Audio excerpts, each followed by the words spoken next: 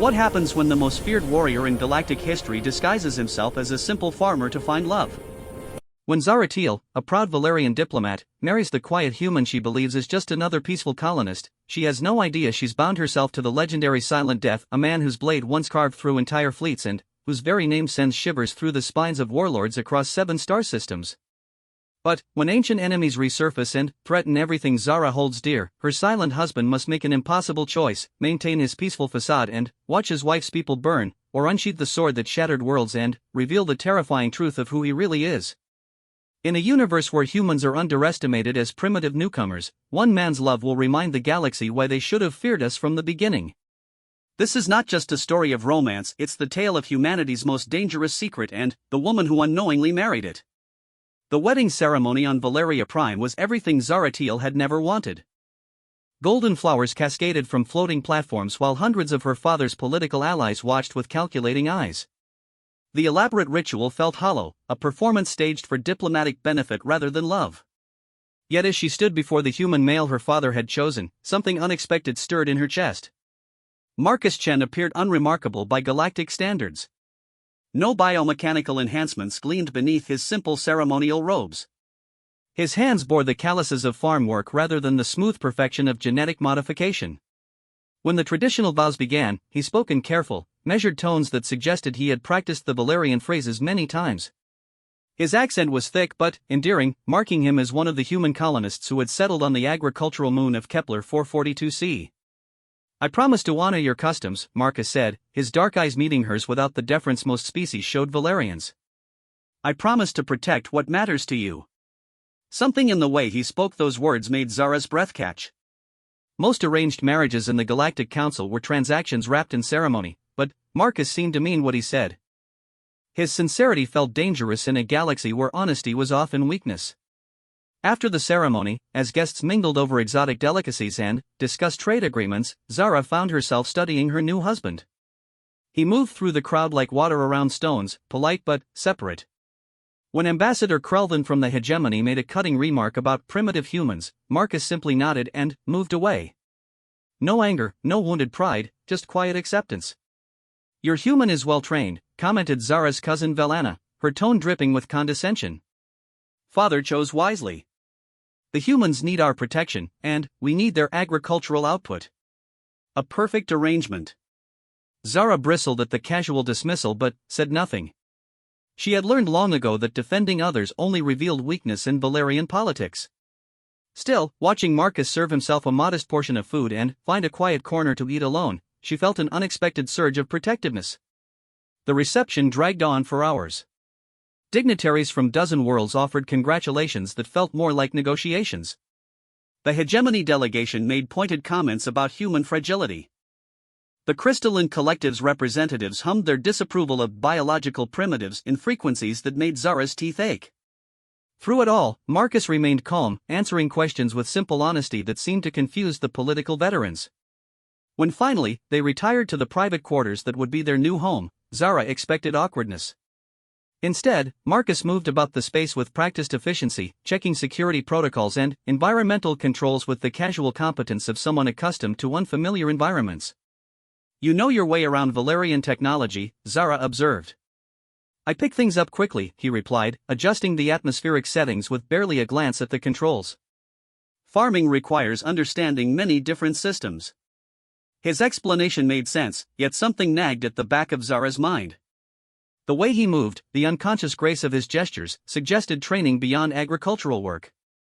When he turned to face her, she caught a glimpse of something in his expression that vanished so quickly she might have imagined it. "Are you disappointed?" Marcus asked quietly. The question caught her off guard. "Should I be? Most Valerian nobles prefer mates who enhance their political standing. I'm just a farmer from a human colony. No titles, no influence, no enhanced genetics." He spoke without bitterness, stating facts as simply as describing the weather. Zara considered his words. She had indeed expected to feel trapped, resentful of being bartered like cargo. Instead, sitting in their shared quarters with this quiet man who asked for nothing and demanded nothing, she felt something like relief. "My father's political calculations bore me," she said finally. Perhaps a farmer will prove more interesting than another ambitious courtier. Something flickered in Marcus's expression, surprise, perhaps, or gratitude. I hope so. They established a routine over the following weeks. Marcus left early each morning for the agricultural districts, overseeing food production that fed half the system. Zara attended council sessions, navigating the endless maze of galactic politics. Evenings they shared quiet meals, exchanging stories about their respective days. Gradually, Zara began to appreciate Marcus's perspective. He spoke of crop yields and soil management with the same passion other species reserved for conquest and expansion. His reports to the Agricultural Commission were models of clarity and efficiency. When food shortages threatened the Rigel system, his proposed solutions were so elegant that even the hegemony representatives grudgingly approved his recommendations. You understand logistics better than most military officers, Zara commented one evening as Marcus explained complex shipping calculations over dinner. Feeding people requires planning, he replied. Can't afford mistakes when billions depend on your decisions. Again, that nagging feeling tugged at Zara's consciousness. Marcus spoke of planning and logistics with the casual authority of someone who had managed far more than farm equipment. When she pressed for details about his background, he deflected with humor or changed the subject entirely. The first real test came 3 months into their marriage. Pirates from the void reaches attacked a human transport convoy carrying medical supplies to plague-stricken colonies. The raiders were court-hack mercenaries, notorious for their brutality and advanced weaponry. Standard Galactic Council protocol called for filing a formal complaint and requesting investigation, a process that would take months while the pirates disappeared into uncharted space. During the emergency session, Zara watched the human delegation plead for immediate action. The hegemony representative dismissed their concerns with casual cruelty. Humans should invest in proper defense rather than expecting the council to protect every cargo hauler, Krelvin sneered. Natural selection applies to species as well as individuals.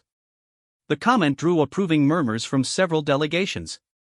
Humans were still considered newcomers to galactic civilization, primitive biologicals who had somehow stumbled into space travel. Their lack of genetic enhancement or cybernetic augmentation marked them as inferior in the eyes of most advanced species. That evening, Zara found Marcus standing on their balcony, staring at the stars with unusual intensity. The peaceful farmer she had married seemed somehow diminished, as if a vital part of him had been compressed into a smaller space. I heard about the pirate attack, she said carefully. 17 ships, Marcus replied without turning. 3,000 people, including children. The medical supplies were bound for New Geneva, where a viral outbreak is killing thousands more. His voice carried a flatness that made Zara's skin crawl. The council will respond eventually. Eventually. The word dropped from his lips like a stone into still water.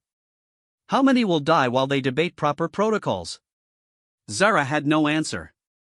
She had spent her life navigating the careful politics of the council, accepting that consensus required time and patience. The alternative, unilateral action, led to chaos and war. Every species understood this basic truth. There are rules, she said finally. Procedures that maintain peace. Marcus turned to face her, and, for a moment Zara saw something in his expression that made her step backward. It was gone instantly, replaced by the familiar calm mask of the farmer she had married. Of course, he said quietly. Rules are important. But, that night, as Zara lay awake beside her sleeping husband, she noticed details that had previously escaped her attention. The way Marcus positioned himself to watch both the door and the window. How his breathing never quite achieved the deep rhythm of true sleep. The fact that despite months of marriage, she had never seen him fully relaxed. A week later, news arrived that stunned the galactic community. The court-hack pirates who had attacked the human convoy were found drifting in space, their ships gutted and their crews dead. No witnesses. No distress calls. No evidence of who or what had destroyed them. The attackers had simply vanished, leaving behind only wreckage and confusion. The medical supplies, meanwhile, had mysteriously appeared in orbit around New Geneva, delivered by an automated cargo drone of unknown origin. The plague outbreak was contained within days. During the council investigation, every major power denied involvement. The hegemony accused the Crystalline Collective. The collective blamed Valerian Black Ops. Everyone pointed fingers while quietly wondering who possessed the capability for such surgical precision. Zara watched Marcus during the news broadcasts, studying his reaction to the reports. He listened with the same calm attention he gave to weather reports or crop yields, showing neither surprise nor satisfaction. When investigators announced they had found no leads, he simply nodded and returned to his agricultural reports. But Zara had begun to notice other things. The way Marcus moved through crowds without conscious thought, always keeping clear lines of sight and multiple exit routes. How he could judge distances and angles with uncanny accuracy. The fact that despite claiming to be a simple farmer, he possessed an encyclopedic knowledge of galactic politics, military capabilities, and trade routes. One evening, as they prepared for bed, Zara decided to test her growing suspicions. "I've been reading about human military history," she said casually. "Fascinating how quickly your species adapted to space combat." "Humans learn fast," Marcus replied, hanging up his work clothes with the same methodical care he applied to everything. "Necessity teaches hard lessons." The reports mentioned something called the Silent Wars. Conflicts that ended so quickly most species never learned they had begun. She watched his reflection in the mirror as she spoke. Ghost ships appearing from nowhere, destroying entire fleets, then vanishing without trace. Marcus paused for just a moment, his hands stilling on the fabric of his shirt. "Probably exaggerated. Humans aren't known for their military prowess." "No," Zara agreed slowly. "They're known for being primitive farmers and engineers. Harmless biologicals who pose no threat to anyone." This time Marcus turned to face her directly. In the soft lighting of their bedroom, his features seemed somehow sharper, more defined than usual. The careful mask of the peaceful farmer had slipped just enough to reveal something else underneath. "Is there something specific you want to ask me, Zara?" The question hung in the air between them like a blade. Zara realized she had reached a crossroads. She could retreat into comfortable ignorance, or push forward into whatever truth lay hidden beneath her husband's placid exterior. Looking into Marcus's eyes, seeing the patient intelligence that watched her from behind the facade of simplicity, Zara made her choice. "Who are you really, Marcus-chan?" For a long moment, neither of them spoke. Then, Marcus smiled, not the pleasant expression of the farmer she had married, but something sharper and infinitely more dangerous. "I'm exactly who I told you I was," he said softly. "A man who grows things. The question is whether you're prepared to learn what else I am." The word sent ice through Zara's veins, but also strange excitement. She had married a stranger, but perhaps the stranger was more interesting than she had ever dared hope. Outside their window, the stars wheeled overhead in their ancient patterns, holding secrets that would soon reshape everything she thought she knew about humans, about the galaxy, and about the man who shared her bed each night while keeping the most dangerous truths locked behind eyes that revealed nothing at all. Marcus stood motionless for several heartbeats, studying Zara's face with an intensity she had never seen before. The gentle farmer mask had completely fallen away, revealing something primal and calculating that made her pulse quicken. "Some truths change everything," he said finally. "Once you know them, there's no going back to comfortable ignorance. Are you certain you want this conversation?" Zara straightened her shoulders, drawing on the Valerian pride that had carried her through countless political negotiations. "I'm not a child who needs protection from reality. If we're going to share a life, I deserve honesty." Marcus moved to their bedroom's security panel, his fingers dancing across controls with practiced expertise. Privacy barriers hummed to life around their quarters, creating an isolation field that would block even the most sophisticated surveillance. The casual competence of his movements sent another chill through Zara's mind. "Farmers don't typically know advanced counterintelligence protocols," she observed. "No," Marcus agreed, settling into a chair across from her. "They don't." He seemed to age before her eyes, not physically but in some deeper way.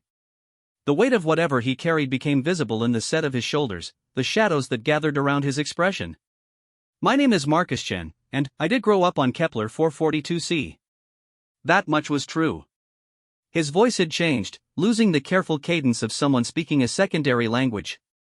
Now he sounded like someone accustomed to command, to making decisions that affected countless lives. "What I didn't mention is that the colony was attacked when I was 17.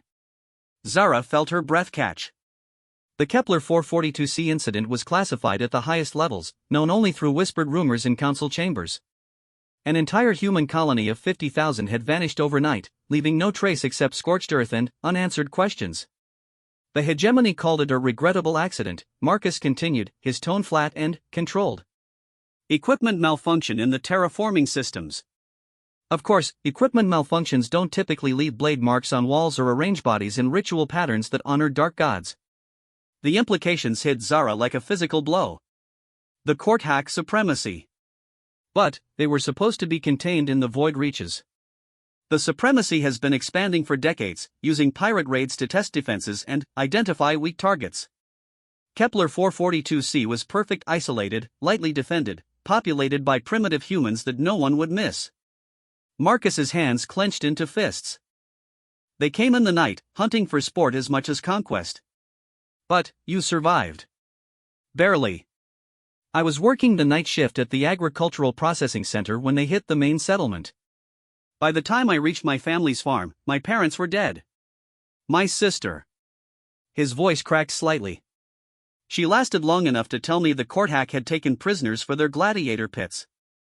Zara had heard stories about those pits, blood sports where the court hack forced captured beings to fight for their entertainment. Few survived more than a few battles. None ever returned home. I'm sorry, she whispered. Marcus acknowledged her sympathy with a slight nod but continued his story without pause. I spent 6 months trying to get help through official channels. Filed reports with the Galactic Council, pleaded with the Human Colonial Authority, even contacted Valerian diplomatic services. Everyone expressed sympathy. No one took action. The familiar refrain of bureaucratic inaction that had defined so many human tragedies over the past century. Zara had participated in enough council sessions to know how it worked, expressions of concern followed by carefully worded explanations about jurisdiction and proper procedures. What did you do? I learned to kill. The words fell into silence like stones into a deep well. Marcus met her gaze without flinching, letting her see the truth of what he had become. The Colonial Authority has a classified program. They recruit from survivors of court hack attacks, people who have nothing left to lose and everything to gain from revenge. The training is comprehensive. Ghost protocol, Zara breathed, recognizing fragments from classified briefings. The silent operations that everyone denies exist. For 7 years, I was humanity's answer to monsters that hide in the dark. We learned to be better predators than the predators. Faster, quieter, more ruthless. Marcus stood and moved to the window, gazing out at the peaceful city lights below. I infiltrated supremacy strongholds, dismantled their command structures, freed prisoners from the gladiator pits.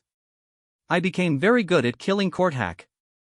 Zara's mind reeled as pieces of galactic history suddenly made sense. The mysterious collapses of supremacy operations. The rescue missions that succeeded despite impossible odds.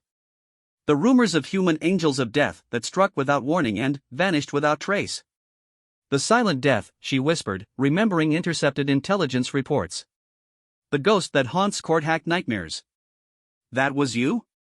Marcus turned back to face her, and, for a moment Zara saw the true extent of what he had been.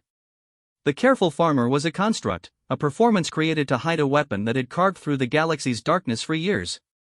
I never found my sister, he said quietly. But I found hundreds of others. Humans, Valerians, even a few hegemony citizens who had been taken for sport. Some I saved. Others I could only avenge. The weight of his confession settled between them like a living thing.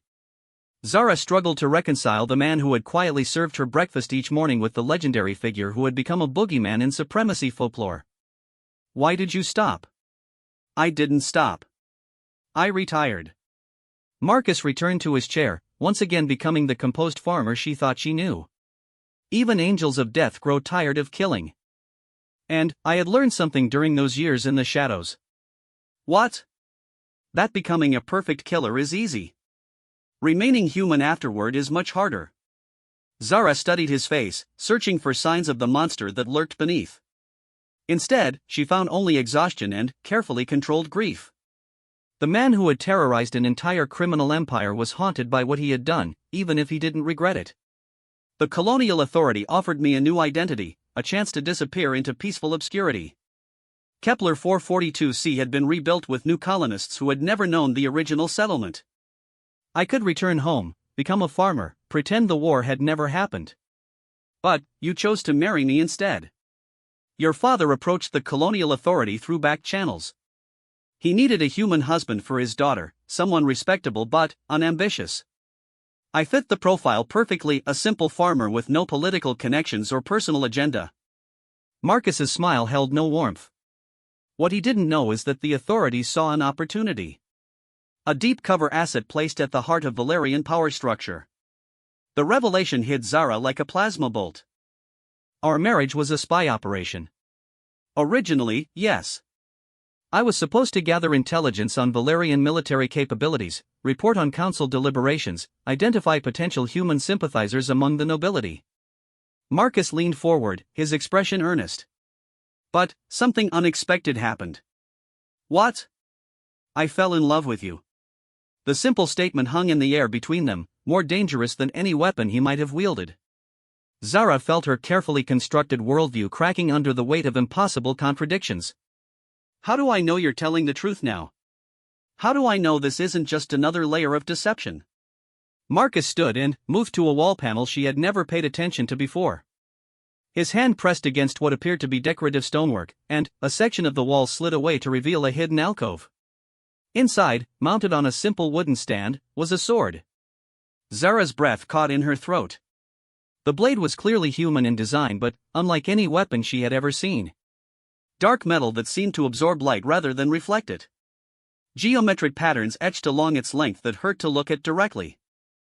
The very air around it seemed to thrum with barely contained violence. "This is Whisper," Marcus said, his voice dropping to something barely above silence. "She was forged from the hull of the ship that attacked Kepler 442c. Every successful mission, every life I saved, every monster I killed, I added a mark to her blade. She has tasted the blood of over 300 court-hack warriors." The sword radiated menace like heat from a forge. Even from across the room, Zara could feel its wrongness, the way it seemed to exist slightly out of phase with normal reality. "Why are you showing me this?" "Because you deserve to know who you married. Not the farmer, not the spy, not the killer, but the man who chose to put away his sword for the chance to love someone who might love him back." Marcus stepped away from the weapon, and the oppressive feeling immediately lessened. "I retired Whisper the day I decided our marriage would be real rather than mission-driven." Zara stared at the sword, trying to process everything she had learned. The gentle husband who brought her morning tea had once been the most feared human operative in the galaxy. The man who discussed crop yields with such passion had carved through armies of alien killers. The quiet farmer who never raised his voice had terrified an entire criminal empire into changing their operational patterns. "The pirate attack last week," she said slowly. "The convoy that was destroyed." "Had nothing to do with me," Marcus replied firmly. "I told you, I'm retired." Something in his tone made Zara look at him more carefully. The careful control was back, the measured responses that revealed nothing. But, beneath the surface, she sensed turbulence. "You wanted to respond, didn't you?" "When the council refused to act, when those people died while politicians debated protocols." Marcus didn't answer immediately. When he spoke, his voice carried the weight of old pain and newer frustration. "Every instinct I possess screamed at me to hunt down those pirates and show them what happens when you target humans under my protection. It would have been simple to track their hyperspace signatures, infiltrate their base, eliminate the threat permanently." He ran a hand through his hair, a gesture she now recognized as him fighting for control. "But I made a choice. I chose to be your husband rather than humanity's sword. And if something threatens me directly? If the supremacy returns?"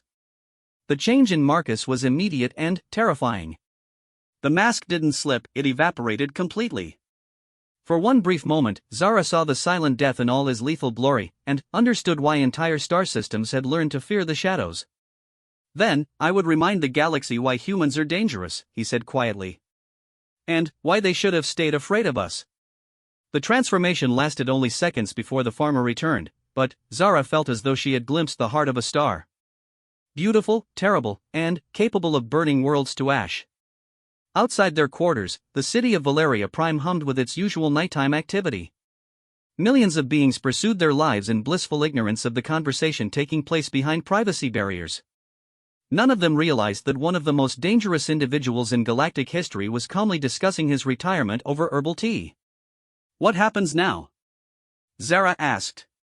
"That depends on you." Marcus sealed the wall panel, hiding Whisper once again. "You know my secrets.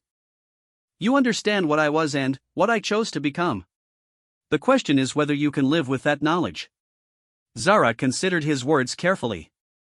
The smart political move would be to report everything to Valerian intelligence, to expose the human spy operation and protect her own position. The safe emotional choice would be to request annulment, to escape the complications that came with loving a former assassin. Instead, she found herself thinking about the pirates who had attacked innocent civilians while the council debated proper procedures. About the medical supplies that had somehow reached plague victims despite official inaction. About the man who had shown her more genuine affection in 3 months than she had experienced in a lifetime of political relationships. I have one question, she said finally. Ask it. If someone threatened our children, would you protect them? The question seemed to catch Marcus off guard. They had never discussed children, had barely begun to explore the possibility of a real marriage rather than a political arrangement. But his answer came without hesitation. With everything I am and everything I have ever been. Zara nodded, her decision made.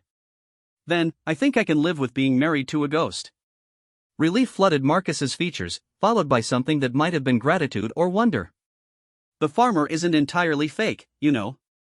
I really do love growing things. Creating life instead of ending it. Good, Zara said, moving to sit beside him.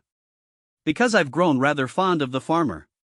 Just don't expect me to forget about the other parts of who you are. Marcus took her hand, his calloused fingers gentle against her skin. I'll try to keep him buried. But, if the time comes when you need him, then, you'll unsheath your sword and remind the galaxy why they should fear us both, Zara finished. As they prepared for bed, Zara reflected on the strange turns her life had taken. She had expected to marry a simple farmer and found herself bound to a legend. She had resigned herself to a loveless political arrangement and discovered genuine partnership instead. The future stretched ahead of them, full of uncertainties and hidden dangers. The court hack supremacy still lurked in the darkness beyond civilized space. The Galactic Council remained as fractured and ineffective as ever. Humanity's enemies continued to underestimate the species they considered primitive and harmless. But, lying beside her husband as he finally allowed himself to truly sleep, Zara felt safe in a way she had never experienced before. Whatever threats emerged from the galaxy's shadows would find themselves facing not just a Valerian diplomat and a human farmer, but a partnership forged in secrets and tempered by truth. The silent death might be retired, but he was not gone. And, when the time came to protect what mattered most, the galaxy would remember why humans had earned their place among the stars through steel and blood rather than politics and negotiation. In her dreams that night, Zara saw shadows moving across distant worlds, and, in those shadows, the gleam of a dark blade that whispered promises of protection and retribution in equal measure. 6 months passed in peaceful routine after Marcus's revelation. Zara found herself appreciating the layers of her husband's personality in ways she had never expected. During council sessions, she watched him observe from the public galleries with new understanding.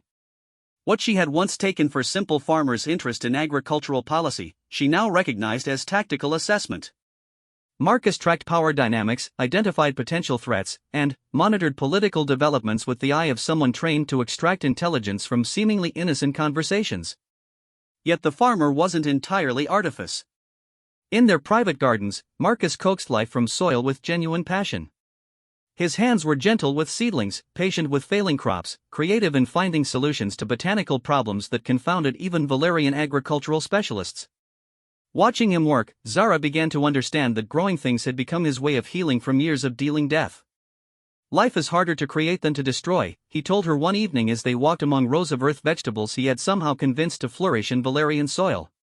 Every seed that sprouts is a small victory against entropy. The philosophical observation revealed more about his internal struggles than any direct confession might have. Marcus carried the weight of his past actions with quiet dignity, neither proud of his kills nor apologetic for their necessity. He had made peace with being a weapon, but found joy in being a gardener. Their relationship deepened in unexpected ways. Zara discovered that Marcus possessed an encyclopedic knowledge of galactic history, gleaned from intelligence briefings and first-hand experience. His insights into alien psychology proved invaluable during complex negotiations. More than once, his whispered suggestions helped her navigate treacherous diplomatic waters. The hegemony delegate is lying about their fleet positions, Marcus murmured during a particularly tense trade summit. His pupils dilate when he mentions the Sigma Draconis sector. There's something there he doesn't want you to know about. Later investigation revealed a massive military buildup that the hegemony had been concealing. Zara's successful exposure of their deception earned significant political capital for Valeria, though she couldn't reveal her source of information. Their quiet life was shattered on a Tuesday morning when emergency alerts began screaming throughout the capital. Zara woke to find Marcus already dressed and monitoring news feeds with the focused intensity of a predator tracking prey. "What is it?" she asked, instantly alert despite the early hour. "Court hack supremacy," Marcus replied without turning from the screens. "They've hit 3 human colonies in the past 6 hours. No survivors." The images flooding the news networks were devastatingly familiar: burned settlements, ritual markings carved into buildings, the distinctive signs of supremacy death cults at work. The attacks had been coordinated across multiple systems, striking isolated colonies that lay outside major shipping routes. Kepler 442c tactics, Marcus said quietly. Test the defenses of isolated targets, spread terror among civilian populations, force the major powers to respond predictably. Zara joined him at the monitors, her diplomatic mind racing through implications. This will destabilize the entire Outer Rim. If the supremacy is moving openly again, it means they've grown strong enough to challenge the established powers directly. Marcus switched between feeds, his expression growing darker with each new report. Or they have new allies. The emergency council session that afternoon was chaos barely contained by parliamentary procedure. Representatives from human colonies demanded immediate military intervention. The hegemony delegation suggested that human expansion into disputed territories had provoked the attacks. Various neutral species called for investigation committees and fact-finding missions. Through it all, Zara watched Marcus from the gallery. To casual observers, he appeared to be a concerned colonist whose people were under attack. She alone could see the barely controlled tension in his posture, the way his hands remained motionless to avoid betraying the calculations running through his mind. Ambassador Krelden from the hegemony delivered a particularly inflammatory speech about human recklessness drawing predators to civilized space. His words carried undertones that made several species uncomfortable, implications that perhaps the attacks were justified, that humans had overextended themselves and deserved whatever consequences followed. When the session ended with no concrete action beyond forming another investigation committee, Zara found Marcus waiting in their transport with an expression she had never seen before. The careful control was fracturing, revealing glimpses of the lethal operator beneath. "How many more will die while they debate jurisdiction?" he asked as their vehicle moved through traffic toward home. "The council moves slowly, but they do move. Give them time. Marcus's voice cut through her diplomatic platitudes like a blade. 3 colonies died while they spent 6 hours arguing about proper protocols. By the time they reach a decision, the supremacy will have struck a dozen more targets. Zara recognized the signs of internal struggle playing out across her husband's features. The retired warrior was fighting with the protective farmer, and she wasn't certain which side she wanted to win. At home, Marcus disappeared into his study without explanation. Zara gave him an hour before following, finding him seated before multiple holographic displays showing star charts, shipping manifests, and intelligence reports she was certain no farmer should have access to. "You're considering unretiring," she said. "I'm considering many things." Marcus highlighted several star systems on the tactical display. The supremacy's attack pattern isn't random. They're targeting colonies along specific trade routes, locations that would give them control over hyperspace choke points if held long enough. Zara studied the projections, her own strategic training allowing her to follow his analysis. They're not just raiding. They're positioning for a larger offensive. Territory acquisition disguised as terrorism. Classic supremacy doctrine. Marcus pulled up fleet movement data that should have been classified at the highest levels. And they're not working alone. The evidence was subtle but damning: supply shipments that didn't match reported inventories, communication patterns that suggested coordination between supremacy forces and unknown allies, energy signatures from the attack sites that didn't match standard court hack weaponry. Someone is backing them, Zara breathed. Someone with access to advanced technology and detailed intelligence on human defensive positions. Marcus nodded grimly. The question is who benefits from destabilizing human expansion into the Outer Rim. They both knew the answer, even if neither wanted to voice it aloud. The hegemony had been pushing for control over the disputed territories for decades, blocked only by human colonial claims and Valerian diplomatic support. If human colonies became too dangerous to maintain, the territorial balance would shift dramatically in hegemony favor. This is bigger than simple piracy, Zara said. If the hegemony is using the supremacy as a proxy force, then the Council will never act decisively. Too many member species depend on hegemony trade relationships to risk open confrontation. Marcus closed the displays and turned to face her directly. Which means those colonies will keep dying until someone stops it. The implications hung between them like a drawn blade. Zara had married a weapon, and now circumstances were demanding that weapon be unsheathed. What would it involve, she asked quietly. Deep infiltration of supremacy command structure. Elimination of key leadership figures. Disruption of supply lines and communication networks. Marcus's voice had taken on the clinical tone of someone discussing agricultural pest control rather than assassination.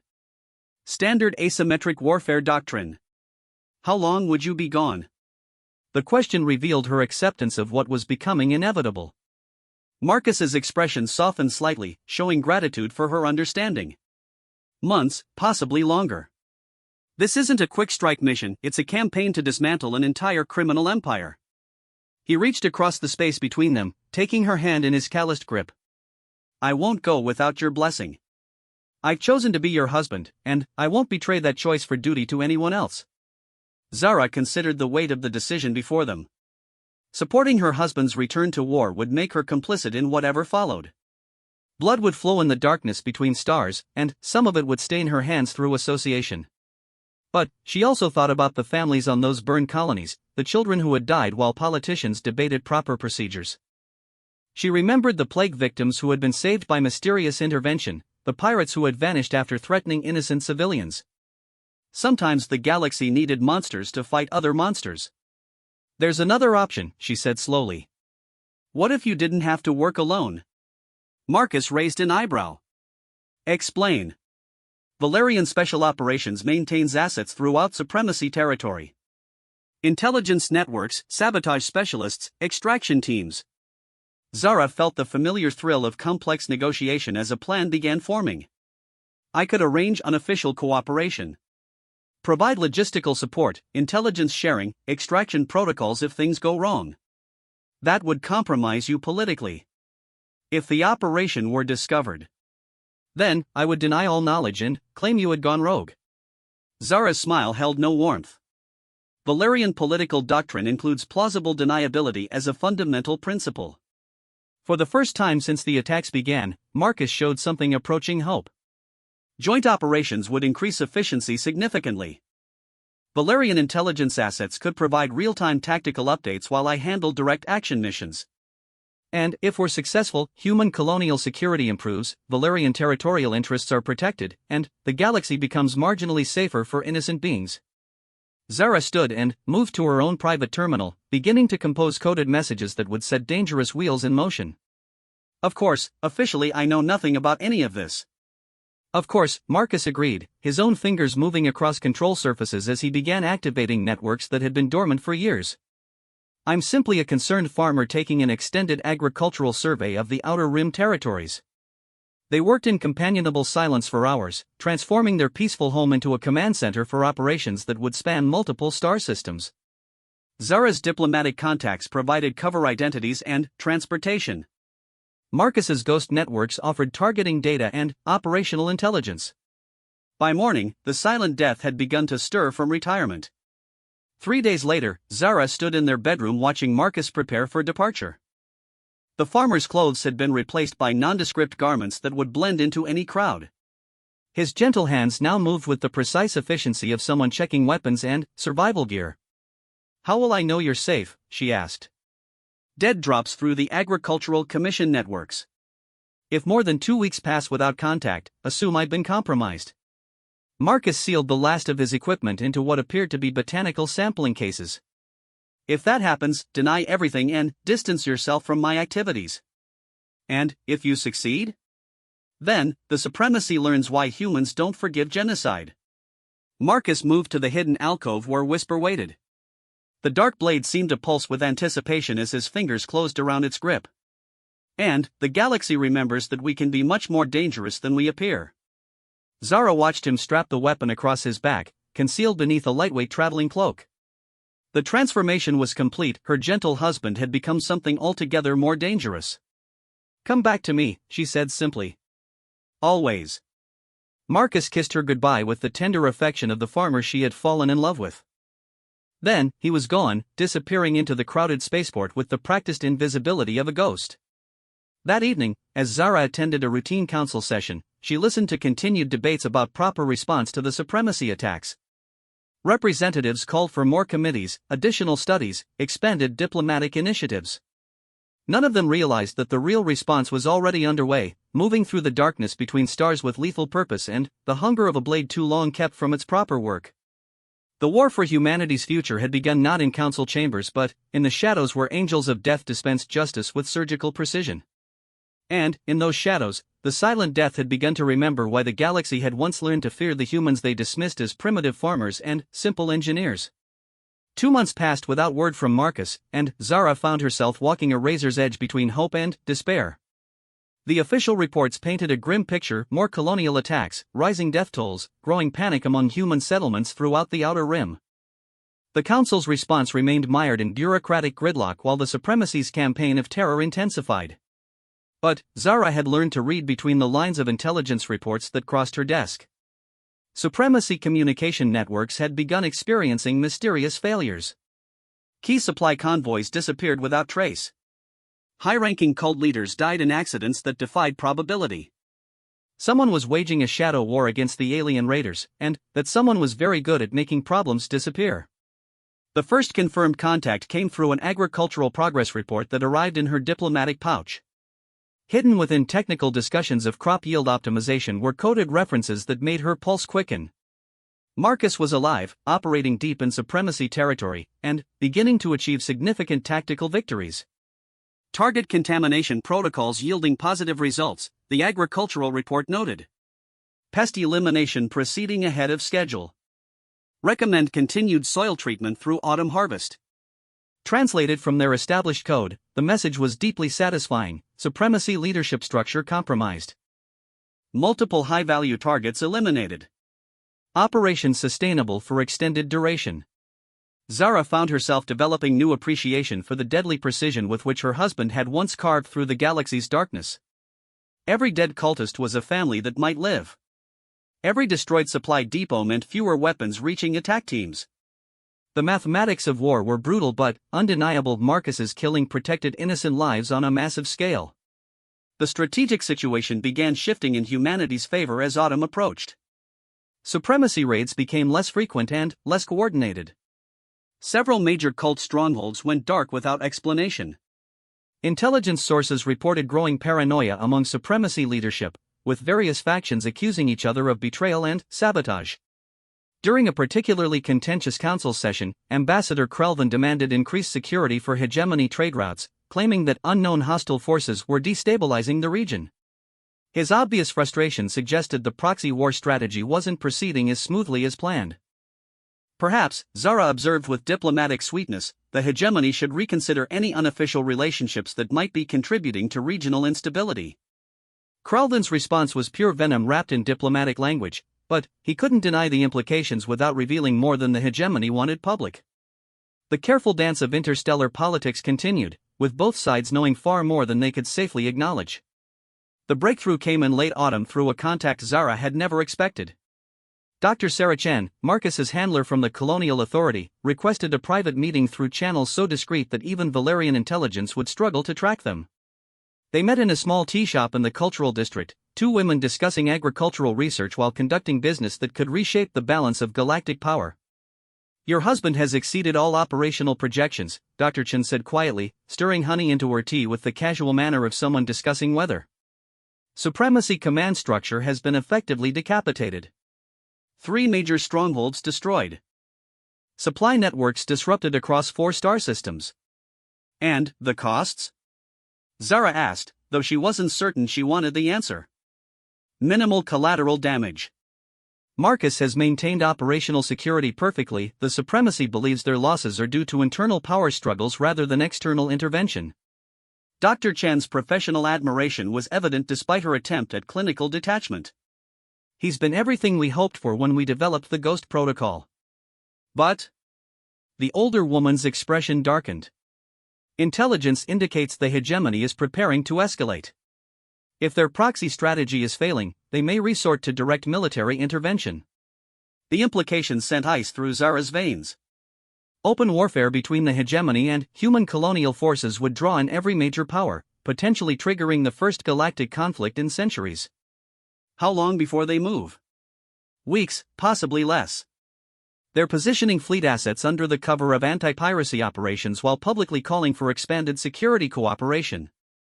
Dr. Chan leaned forward slightly. We need Marcus to accelerate his timeline. Strike the Supremacy Central Command before the hegemony can use their collapse as justification for military intervention. Zara understood the strategic logic, but her heart rebelled against the implications. Accelerated operations meant increased risk, higher probability of casualties, greater chance that her husband might not return home. What exactly are you asking? Permission to activate deep assets within Supremacy Core territory. Resources that Marcus will need for the final phase of operations. Dr. Chen's tone remained carefully neutral. Assets that will require Valerian diplomatic immunity to deploy effectively. The request hung between them like a charged weapon. Dr. Chen was asking Zara to provide official cover for what amounted to an assassination mission targeting the highest levels of Supremacy leadership. The political risks were enormous. If the operation were exposed, it could destroy her career and strain relations between Valeria and half the galaxy. Show me the tactical projections, Zara said finally. Dr. Chen activated a small hollow projector, displaying star charts marked with fleet positions and strategic assessments. The data painted a clear picture of escalating crisis, hegemony forces moving into position for what could only be described as invasion preparations. If they achieve their objectives, the Outer Rim falls under hegemony control within 6 months, Dr. Chen explained. Human colonial expansion ends permanently, and Valerian territorial claims become meaningless. Zara studied the projections, her diplomatic training allowing her to appreciate the elegant brutality of the hegemony strategy. Use the Supremacy to destabilize human colonies, then move in as peacekeepers to restore order under hegemony authority. By the time other council species realized what had happened, the territorial balance would have shifted irrevocably. What does Marcus need? Access codes for Valerian stealth technology. Deep space rendezvous coordinates with special operations assets. And official diplomatic status that would allow him to move freely through contested territory. Dr. Chen paused. There's one more thing. Which is? Intelligence suggests the Supremacy's Central Command includes high-ranking hegemony advisors. If Marcus succeeds in penetrating their stronghold, he may discover evidence of direct military cooperation. The political implications were staggering. Proof of hegemony involvement in Supremacy attacks would justify massive retaliation, potentially triggering the galactic war everyone sought to avoid. But it would also expose the true architects of genocide and bring justice for thousands of murdered colonists. Do it, Zara said quietly. Dr. Chen nodded and began transmitting authorization codes through encrypted channels. Within hours, dormant networks would activate across multiple star systems, providing Marcus with resources that could tip the balance between victory and catastrophic failure. There's one final consideration, Dr. Chen said as they prepared to leave. If Marcus discovers evidence of hegemony involvement, he'll have to make a choice. Expose the conspiracy and risk galactic war, or allow the genocide to continue hidden. What would you recommend? That depends. How much do you trust your husband's judgment about when to start necessary wars? The question followed Zara home like a shadow. She had married a man capable of making decisions that affected the fate of civilizations. Now circumstances were forcing him into a position where his choices might determine whether the galaxy burned or whether injustice continued to flourish in comfortable darkness. That night, alone in their bed, Zara composed a message that would reach Marcus through channels she wasn't supposed to know existed. The words were simple, coded in the agricultural terminology that had become their private language. Soil conditions optimal for deep root cultivation. Recommend aggressive fertilization to ensure healthy growth through winter season. Home garden awaits successful harvest. Translated, operational assets deployed. Maximum force authorization granted. Come home alive. 3 days later, reports began filtering in from the Outer Rim that changed everything. A supremacy stronghold in the Vega system had been destroyed in what appeared to be a massive internal explosion. Initial investigation suggested sabotage by rival factions, but surviving communications painted a different picture. The attack had been surgical in its precision, eliminating command personnel while preserving technical databases and communication archives. Someone had been interested in intelligence gathering rather than simple destruction. Someone with the skills to penetrate the most heavily defended installation in supremacy space. More significantly, the explosion had occurred during a high-level meeting between supremacy cult leaders and unidentified alien advisors. Forensic analysis of the wreckage would take weeks, but preliminary reports suggested the presence of technology consistent with hegemony military hardware. Ambassador Krelvin's reaction during the emergency council session was everything Zara could have hoped for. His barely controlled fury and demands for investigation into terrorist attacks on legitimate security cooperation revealed more than any formal intelligence briefing. The hegemony has been conducting anti-piracy operations in the region, he declared. Any destruction of our advisory personnel represents an act of war against Council member states. The admission was politically devastating. Krelvin had just confirmed hegemony involvement with the supremacy while demanding protection for military advisors who had no official reason to be in the area.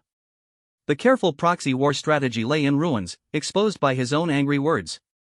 Zara watched the session with growing satisfaction as other council members began asking pointed questions about the nature of anti-piracy operations that required high-level meetings with known terrorist organizations. The hegemony delegation found themselves in the impossible position of either admitting to illegal proxy war activities or explaining why their personnel had been present during supremacy command conferences. By evening, 3 more supremacy strongholds had suffered similar internal explosions. Each attack followed the same pattern: surgical strikes that eliminated leadership while preserving intelligence assets, always occurring during meetings between cult leaders and their mysterious advisors. The message being sent was unmistakable: someone knew about the conspiracy and possessed the capability to strike at will anywhere in supremacy space. The Shadow War had evolved into systematic decapitation of an entire criminal empire. 4 days after the Vega incident, Zara received a package through normal diplomatic channels. Inside, nestled between routine agricultural reports, was a single dark feather from a bird species native to Kepler 442c. The symbolic message was clear: the ghost had returned to its roots, and vengeance was complete. That evening, as news networks reported the mysterious collapse of supremacy operations throughout the Outer Rim, Zara stood on their balcony watching stars emerge in the darkening sky. Somewhere among those distant lights, her husband was making his way home, carrying with him evidence that would reshape galactic politics. The hegemony's proxy war had failed spectacularly, their involvement exposed, their terrorist allies destroyed. Human colonies were safe, at least for now. The price had been paid in blood and darkness, but justice had been served by a man who understood that sometimes the galaxy needed monsters to fight other monsters. Soon Marcus would return to their peaceful routine, hanging up his sword once again to tend gardens and grow things that brought life instead of death. But the galaxy would remember this lesson: that humanity's apparent weakness concealed strength beyond measure, and that their enemies underestimated them at their own peril. In the distance, a transport ship appeared among the stars, beginning its descent toward the spaceport. Zara smiled, recognizing the flight path that would bring her husband home to the life they had chosen together. The Silent Death had completed his final mission, but the farmer was returning to the woman he loved. Marcus returned home on a Tuesday morning, appearing at their door with the quiet manner of someone who had never left. Zara found him in their kitchen, preparing breakfast with the same methodical care he had always shown, as if months of dismantling a criminal empire had been nothing more than an extended agricultural survey. "Good trip?" she asked, settling into her usual chair at their small table.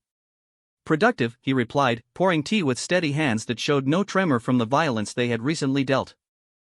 The soil conditions were worse than expected, but the pest control measures proved effective. His coded report was deliberately understated. Intelligence briefings had provided Zara with the full scope of his achievements: 17 supremacy strongholds destroyed, their entire command structure eliminated, and, most importantly, detailed evidence of hegemony involvement in genocide against human colonies. "Any complications during harvest?" she asked. "Some resistance from invasive species, but nothing that required extensive fumigation." Marcus met her eyes across the table, and she saw both exhaustion and satisfaction in his expression. The crop yields should improve dramatically now that the contamination has been addressed. They ate in comfortable silence, two people sharing breakfast while discussing classified military operations through agricultural metaphors. The domesticity felt surreal after months of separation and warfare, yet somehow perfectly natural. The council has called emergency sessions for the rest of the week, Zara mentioned as they finished eating. Ambassador Krelvin has been demanding investigations into terrorist attacks against legitimate hegemony operations. Marcus's smile held no warmth. Terrorists are such a persistent problem. Hard to distinguish from the pests they claim to be fighting. Indeed. Though I understand some of the affected agricultural sites yielded interesting specimens for analysis. Comprehensive samples, Marcus confirmed. Enough biological material to determine the exact species responsible for the contamination, their breeding patterns, and their support networks. The evidence Marcus had retrieved would prove hegemony complicity beyond any reasonable denial. Recorded communications, financial records, weapons transfers, even battle plans for the proxy war they had orchestrated through supremacy proxies. The political fallout would reshape galactic power structures for decades. When do we present the findings? Zara asked. That depends on how thorough an investigation the council wants to conduct. Marcus stood and began clearing their breakfast dishes. Some contamination problems require immediate treatment. Others benefit from careful preparation before applying the cure. Zara understood his caution. Exposing hegemony war crimes too quickly might allow them to claim the evidence was fabricated. Better to let their continued denials paint them into a corner before revealing proof of their lies. The first phase of their strategy unfolded over the following weeks. Council sessions devolved into hegemony representatives demanding protection for anti-piracy operations while refusing to explain what legitimate business they had with known terrorist organizations. Each angry denial created more contradictions for investigators to explore. Meanwhile, human colonial representatives pressed for detailed forensic analysis of the destroyed supremacy strongholds. The hegemony couldn't object without appearing to obstruct justice, yet every investigation moved closer to exposing their involvement. Marcus returned to his agricultural duties with apparent contentment, but Zara noticed changes in him. The careful tension that had defined their early marriage was gone, replaced by genuine peace. The man who had been torn between his lethal past and peaceful present had finally reconciled those aspects of his identity. "You're different," she observed one evening as they worked together in their garden. "How so?" "Settled.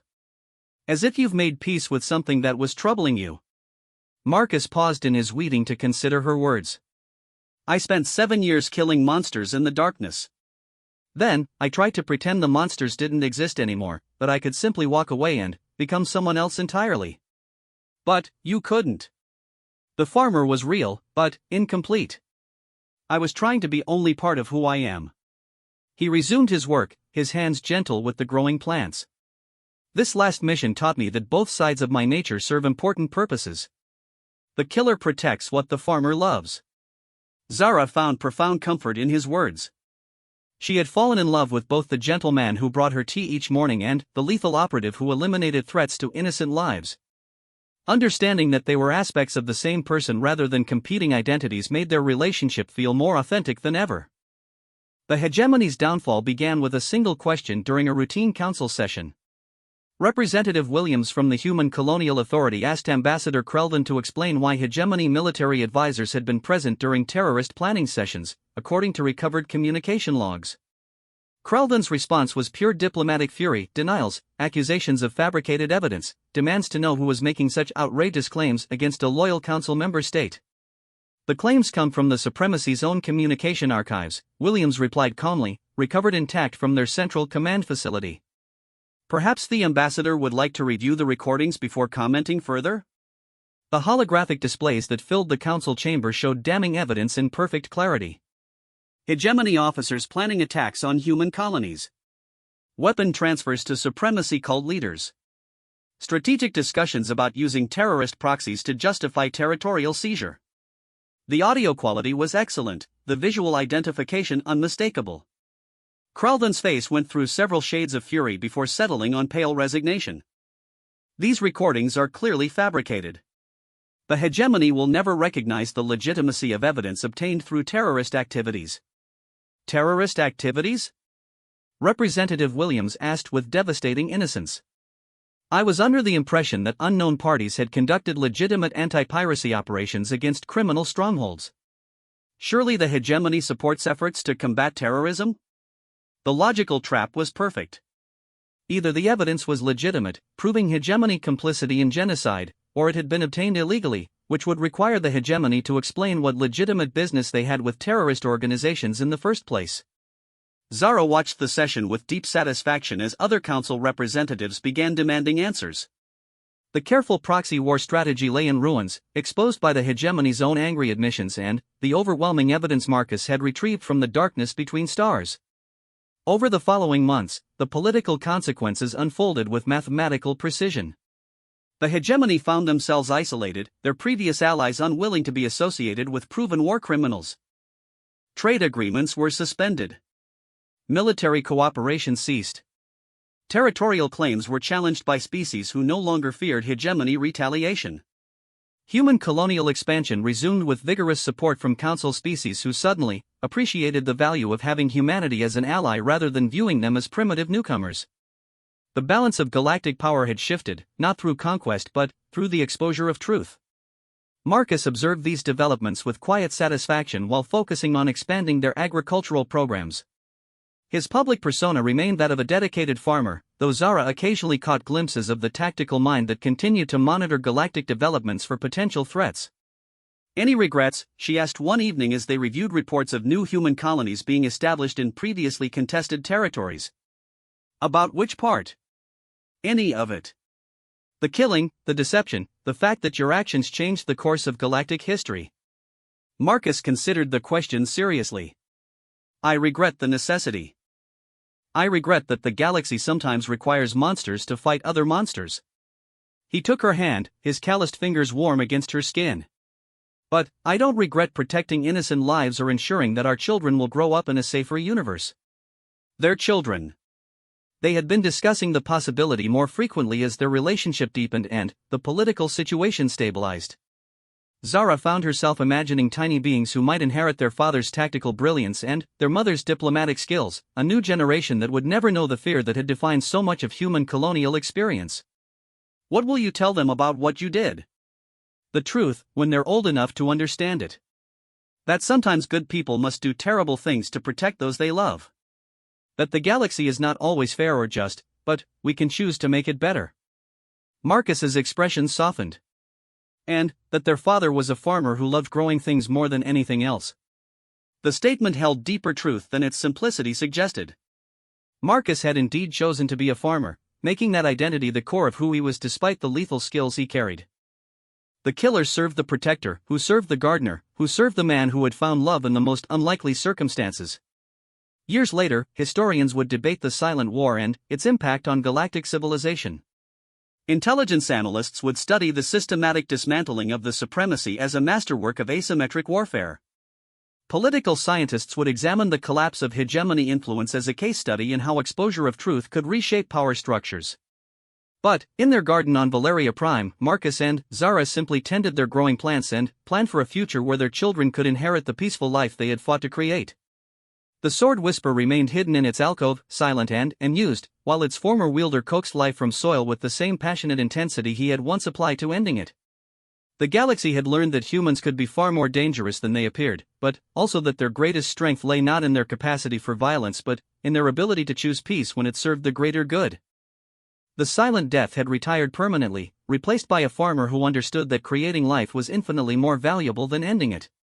On quiet evenings, as they watched stars emerge in the darkening sky, Zara sometimes wondered if threats would arise that might call her husband back to war. But, seeing the contentment in his eyes as he discussed soil composition and crop rotation, she knew that Marcus had found his truest calling in nurturing growth rather than dealing death.